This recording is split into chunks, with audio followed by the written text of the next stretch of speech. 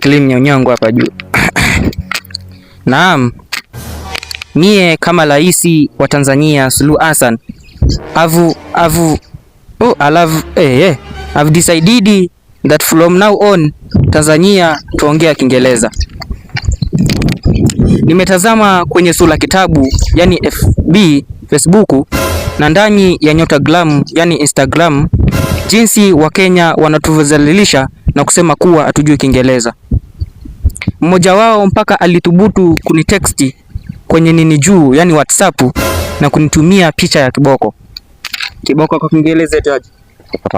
Naam, niwache kunivumilia kwenye sikio. Watanzania wenzangu, tutajifunza Kiingereza kwenye ticha zungu ya side kama side.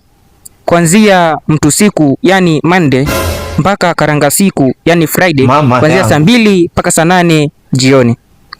Sina mengi ya kutamka bali mnipe ruhusa ya kutazama nyama kati ya wasanii wawili wa Kenya yani bifu ya toksiki laini kali na katika nini? Ndio lala gerezani leo. Unasikia? Wakisha amelala gerezani, funga kudomo chako. Ili niweze kumtafutia Simba kiki ya kutambulisha Tanzania. Sina mengi wala machache, alakubal belekete.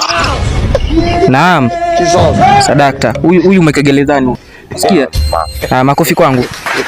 Ya makofi. Naam, asante.